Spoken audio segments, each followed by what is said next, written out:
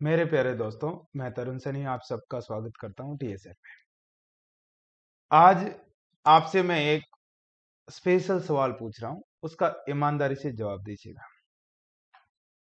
आपको पता है आज जो ये वीडियो रिकॉर्ड कर रहे हैं उस टाइम पे 25 जून है 2022 और जो हमारा एग्जाम होने वाला है नॉर्सेट का वो एक्सपेक्टेड डेट है 11 सितंबर 2022।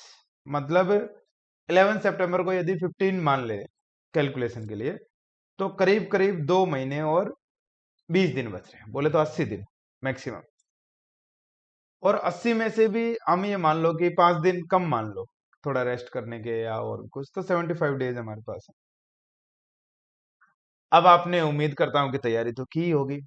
ध्यान से सुनिएगा मेरी बात को और वीडियो को एंड तक देखिए कि आपने तैयारी तो की होगी और आप कुछ टेस्ट भी दे रहे होंगे, जिस भी इंस्टीट्यूट से आप पढ़ रहे हैं उनके दे रहे होंगे या फिर जो भी टेस्ट सीरीज आपने लिए है उनके टेस्ट दे रहे हो, और उम्मीद मैं ये करता हूं कि आपके अच्छे मार्क्स आ रहे हैं। बट एक बार एक चीज जरूर करना, हमारे ऐप पे यानी टीएसएल मोबाइल एप्लीकेशन पे भी कुछ टेस्ट फ्री ऑफ कॉस्ट आपको दिए हुए हैं। उन टेस्ट को देके देखना, और यदि उस टेस्ट में आपके 50% से प्लस नंबर आते हैं तो आपको बहुत बहुत शुभकामनाएं नॉर्सेट की। आपकी पढ़ाई को बस ऐसे ही कंटिन्यू रखें और रिवाइज करते रहें।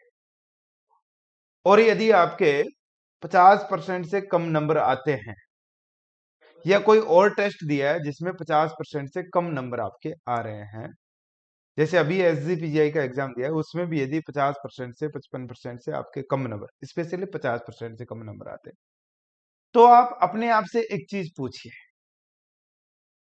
कि ऐसा क्यों हुआ, क्या रीजन है उसके।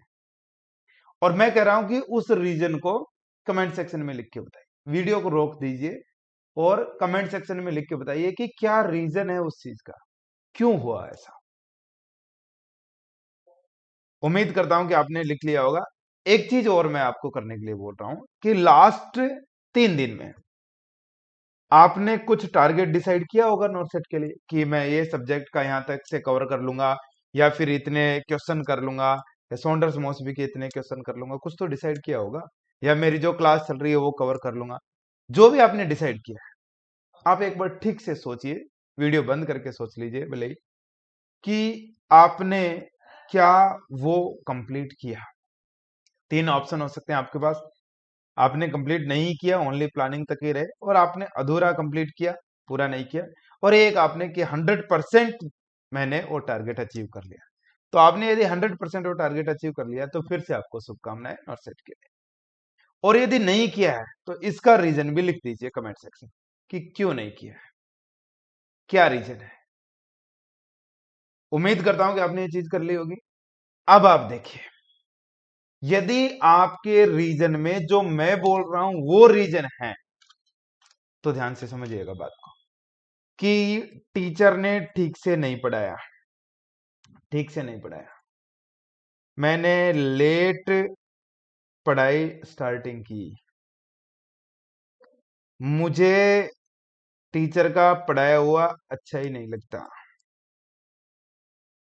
मुझे जो टीचर पढ़ा रहे हैं ऐसा लगता है कि वो एग्जाम में नहीं आएगा, या फिर जो टेस्ट आपने दिया है उसके क्वेश्चन अलग होते हैं और नॉट सेट के अलग होते हैं, मतलब लेवल अलग होता है, क्योंकि आपके कम नंबर आए हैं तो लेवल अलग होता है। या फिर एक लास्ट चीज कि सर आप नहीं जानते मेरे साथ क्या परिस्थिति है। ऐसे यदि आपके मन में जवाब आ रहे हैं, आप जो सोच रहे हैं उसके बिहाफ पे, तो यहाँ पे बहुत जल्दी ही अलर्ट होने की जरूरत है। यदि आप सिलेक्शन लेना चाहते हो तो बहुत ज्यादा अलर्ट होने की जरूरत।